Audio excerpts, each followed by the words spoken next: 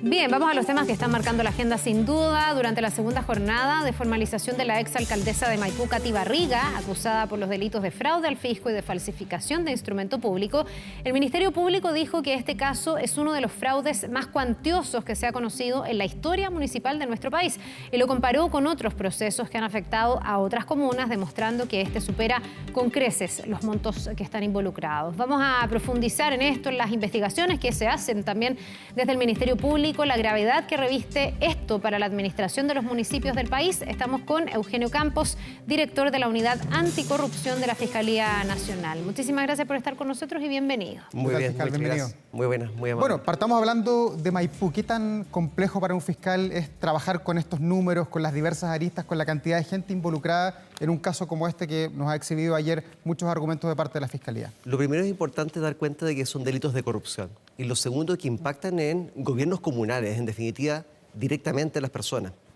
Los delitos de corrupción no solo impactan respecto de la magnitud de los delitos en cuanto a las personas involucradas o a la calidad de las autoridades, ¿no?, sino que impactan directamente en la comunidad, en derechos humanos, en bienes, en definitiva, que pueden haber ido al servicio.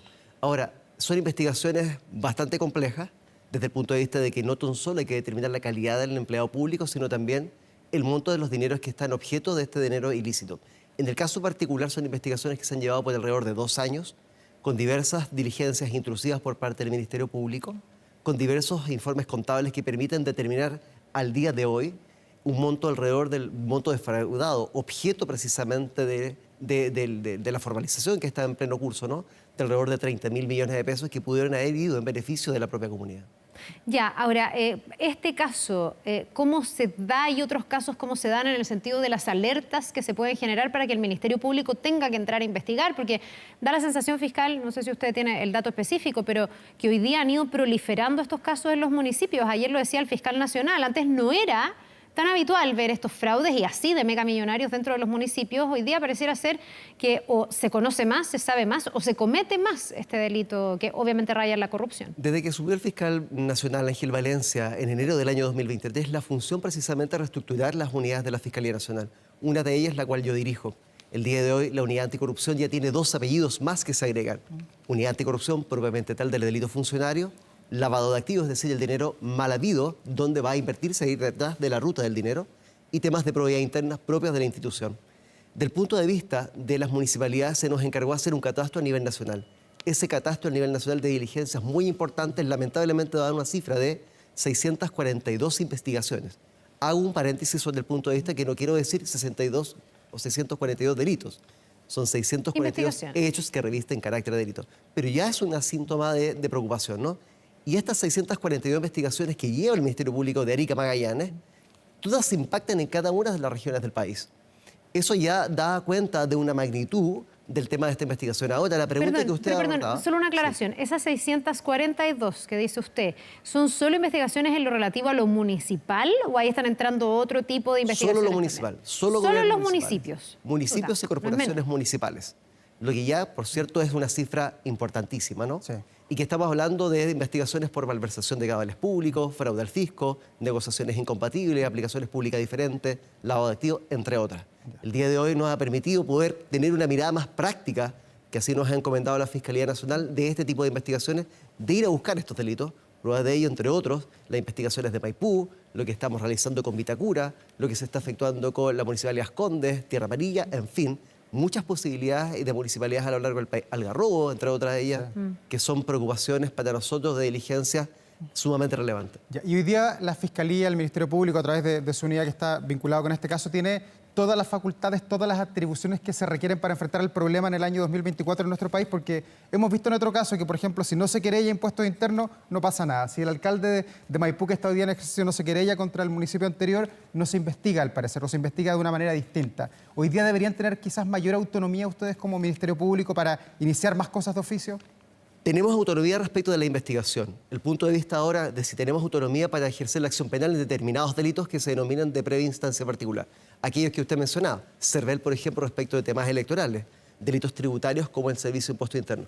Pero sin embargo, que si bien es verdad, en principio puede verse como una traba, esto lo vemos como una oportunidad de poder coordinarnos con aquellos otros servicios, de poder realizar un frente estatal desde el punto de vista de la persecución penal oportuna.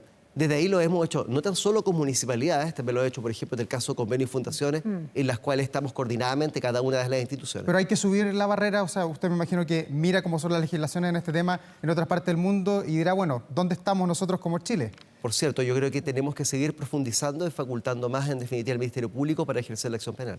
Ya, ¿y hay capacidad para eso? Porque una cosa es dar más facultades y otra cosa es que operativamente, en lo práctico, en las indagatorias, en todo el tiempo invertido que significa una investigación, se pueda llevar a cabo. Y quiero recoger ahí, claro, tiene que ver con el tema convenios, pero las palabras del fiscal regional de la Araucanía, Roberto Garrido, que decía que estos casos, él se refería al caso convenios, lo cifraban 41.000 millones aproximadamente en la Araucanía. Decía, estas investigaciones son equivalentes a un elefante y nosotros tenemos un matamoscas, dando cuenta de que faltarían recursos para poder hacer frente a estos delitos que son más recurrentes y que además hablan de montos mucho mayores, donde en el caso convenio además interactúan varios organismos.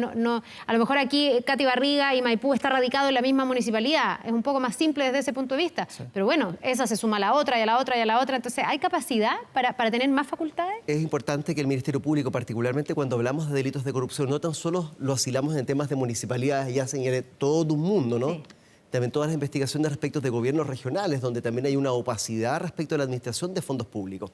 A la pregunta que usted se hace de corporaciones y fundaciones, comenzamos incipientemente en junio del año 2023 con alrededor de una decena, ¿no? El día de hoy tenemos más de 60 investigaciones a nivel nacional, con alrededor de 50.000 millones de pesos en transferencias desde el 2021 a 2022 que impactan en estas investigaciones. Ahora bien, siempre se va a necesitar más recurso humano, siempre se va a necesitar más tecnología. Ahora, sin embargo, tenemos que hacer frente con lo que tenemos y dar respuesta a la ciudadanía. ¿Podemos quedar? Claro que sí. Yo creo que un importe importante respecto a estas circunstancias son la capacidad que tienen las policías también, ¿no? Es ahí donde también tenemos que potenciar a las policías en la especialización de este tipo de delitos. ¿Y cuál es el vínculo que hace usted entre corrupción, que lo hemos visto en estos casos municipales, donde se ve mucho desorden administrativo? Han sido algunos de los casos que se ha comprobado que se robaron plata a los alcaldes o las personas que trabajan ahí, pero en otros hemos visto desórdenes administrativos, plata que se ocupan para otras cosas. ¿Hoy día hay un vínculo estrecho entre la corrupción y el crimen organizado en estas bandas que han aparecido en nuestro país, o todavía ellos no han logrado penetrar la institucionalidad pública del país? Sería inocente poder descartar, en este caso, esa circunstancia, ¿no? Yo creo que es mejor importante inmediatamente ponerse en aquella sintomatología y de poder abordarla. No tenemos casos respecto a los cuales diría, mire, aquí está vinculado con crimen organizado. No, pero tampoco puedo ser inocente desde el punto de vista de no pensar en el futuro y evitar esas circunstancias. ¿Y qué pasa al interior de la Fiscalía? ¿Cómo se previene que un fiscal, usted o otras personas que trabajan en el Ministerio Público no sean corrompidos? Porque entiendo que hay casos que se investigan en Puerto Montt, en Puerto Natales, donde se han detectado fiscales que tienen alguna relación con los imputados, que debería ser un cerco, un muro, no conversar nada con nadie. Bueno, efectivamente, como partí los primeros minutos de esta entrevista, di cuenta de que tengo un segundo apellido, comunidad, que es Probidad Interna. El fiscal nacional Ángel Valencia se preocupó precisamente también de la probidad interna del Ministerio Público. Queremos hacer una empresa innovadora desde el punto de vista que seremos el primer Ministerio Público en Latinoamérica, Dios mediante próximamente, de establecer un compliance en el interior de la institución, lo que nos permite tener mapas de riesgo y evitar precisamente circunstancias como la que usted comenta. Pero tiene, por ejemplo, usted una Contraloría interna que funcione, que tenga el personal adecuado, porque la Fiscalía está en todo el país, hasta en los pueblos más pequeños. Sí, por cierto, que me dice a mí. Sí. Efectivamente, sobre ese punto es que efectivamente tenemos un sistema de integridad muy completo, un código de ética, pero eso lo tenemos que ir perfeccionando. Tenemos reglas que nos permiten tener controles. Efectivamente, el Ministerio Público, y los fiscales realizan actividades riesgosas que tenemos que también estar fiscalizando. Ya, ustedes pueden ser corrompibles y también pueden ser intimidados, atacados, y esperemos que no, pero también hay alertas que vienen desde el exterior con lo que ha pasado, por ejemplo, en Ecuador, con un fiscal asesinado, que nos hace pensar que también los fiscales que llevan investigaciones complejas podrían ser sujetos de estas bandas de crimen organizado. ¿Qué se está haciendo en esa materia y con ese trabajo? Porque evidentemente los de Ecuador han sentido las alertas en Chile y lo que uno querría es que los fiscales se sientan muy empoderados para poder trabajar sin sentir esta amenaza que debe en algunos casos inhibir o llegar a generar algún efecto contrario para el éxito de la investigación. Absolutamente. No hay duda alguna que esto efectivamente son cuestiones que nosotros miramos con preocupación. Estamos en Latinoamérica, hemos visto lamentablemente lo que ocurrió en Ecuador, ha ocurrido también con otros fiscales de Latinoamérica. Nosotros no podemos decir que podemos estar ajenos frente a esas circunstancias, nos estamos preocupando y ocupando respecto de ello, pero no tan solo desde el punto de vista de los fiscales, sino que también de todo el sistema penal, tribunales de justicia y todos los que intervenimos en esas circunstancias, mismos los policías. Pero efectivamente estamos adoptando medidas en la interna, aquellas que podemos, pero también medidas que significan cambios legales y los cuales efectivamente el fiscal nacional ha establecido como voz cantante en el Parlamento para que se establezcan algunas medidas de protección. ¿Pero como qué, por ejemplo? ¿Qué más habría Por que hacer? ejemplo, efectivamente, acceso de restringidos, tener vías exclusivas respecto de los fiscales para su ingreso, determinar circunstancias de riesgo que permiten una determinada protección a él o a la fiscal por los casos, la connotación de los que está manejando y investigando. Ya, y esta idea de que de pronto se trasladen las investigaciones a otras zonas o que los fiscales permanezcan bajo cierta protección y sus nombres no se den a conocer públicamente para que las bandas no sepan finalmente quién los está investigando.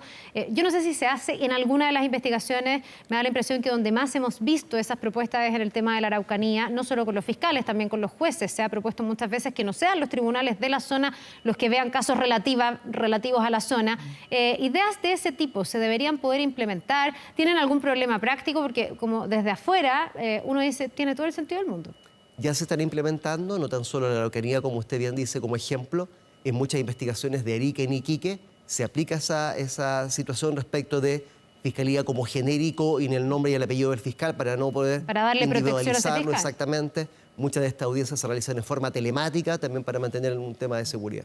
Ya. Y hoy día existe la percepción de que las penas a los que se arriesgan quienes cometen actos de corrupción, como hemos visto los alcaldes que están sentados en el banquillo de los acusados, algunos que están presos a esta hora, son muy bajas. ¿Es ahí donde se puede visualizar algún problema de por qué es tan fácil robar dinero o malversar fondos públicos? Yo creo que hay que hacer un punto de inflexión. Ya. A 2019 el Código Penal aumentó las penas respecto a los delitos de corrupción. Ya. Estamos hablando de penas que son bastante importantes, no estamos hablando de penas bajas, son penas privativas de libertad todas. Después, cuando se determina el delito, empiezan a jugar otro tipo de cosas como atenuantes o agravantes, ¿no? Pero en definitiva, las penas respecto de delitos de corrupción son altas. Pero está la irreprochable conducta anterior. Vemos el caso y vemos a Karen Rojo, está condenada a ¿cuánto? 5 años. 5 años, sí. El alcalde Torrealba probablemente va a tener una condena, pero como nunca había cometido algo antes, probablemente a lo mejor queda con libertad vigilada, no lo sabemos. Hay que subir ese estándar, no tener ninguna permisividad para cortarle la idea o el ideal a otro que eventualmente quiera robar. Yo creo que todos, como tenemos la calidad de empleados públicos, tenemos que tener un estándar superior respecto a la persecución penal. A nosotros se nos debe exigir más, se nos debe, por tanto, reprochar más cuando tenemos conductas que se apartan de temas de probidad. Creo que podemos seguir avanzando. Lo importante, sin embargo, que el Ministerio Público aplica la ley que está. Y los tribunales aplican la ley que está. Si la queremos mejorar, bueno, se tendrá que ¿Y usted modificar. tiene una mirada sobre esa ley? Si es baja, si es alta. Yo creo que va en buen camino. Yo creo que lo que tenemos que, sin embargo, superar son las estrategias o técnicas de investigativa que no son las mismas que se pueden aplicar para otro tipo de delitos, ¿no? Por ejemplo, reportes más oportunos, que de dar coordinaciones, diligencia intrusiva en materia de delitos de corrupción. El tema, por ejemplo, que ahora va a comenzar a operar, que es el Estatuto del Denunciante, que es una muy buena herramienta que se puede ocupar particularmente en los empleados públicos para denunciar hechos de corrupción al interior de las instituciones en las cuales pertenece. ¿Usted tiene una mirada respecto de las medidas cautelares que debiese recibir Katy Barriga, tomando en cuenta que ayer también el propio Ministerio Público hacía una comparación sobre la cuantía que está hoy día en investigación con estos 30.000 millones, incluso puede ser un poquitito más, diciendo que era 914 veces el de Karen Rojo, que sabemos está condenada, fugada del país, pero que recibió una condena de cárcel efectiva, lo comparaba con Algarrobo, lo comparaba con Democracia Viva, y la verdad es que es muchísimo más cuantioso. Ayer yo revisaba declaraciones del exfiscal Carlos Gajardo, que también decía que aquí todos los supuestos para la prisión preventiva se cumplen, pero ayer la defensa de Katy Barriga decía que ella tiene calidad de madre cuidadora, que le piden que sea arresto domiciliario y no prisión preventiva. ¿Usted cree que podría no ser prisión preventiva en el caso de Katy Más allá que Barriga? mi opinión no pueda decir algo, que la tengo, por cierto, ¿Sí? yo tengo que acogerme a lo que dice la ley, pero la ley es súper clara sobre este punto.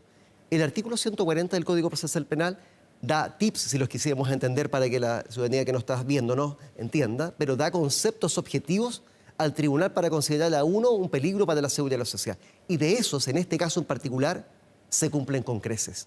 Gravedad de la pena asignada al delito, carácter y modalidad de su ejecución, números de delitos, no beneficio de la ley 18.016. Ya le señalé a lo menos 4. Y ser madre cuidadora, perdón, ¿está considerado dentro de las apreciaciones que tiene que tener un tribunal? Puede ser cuestiones que puede considerar el tribunal, pero yo le señalo datos objetivos que establece la ley. Ya, pero hay muchos criterios en la justicia. Por cierto que hay temas de criterio, ¿no? Pero la ley es la ley. Fiscal Bien, Eugenio Campos, director de la Unidad Anticorrupción de la Fiscalía Nacional, muchas gracias por estar aquí. Nos volveremos a ver pronto. Cuídese. Gracias, fiscal, Muchas y gracias. éxito en Muy todas las amable, gracias. investigaciones. Que le vaya bien.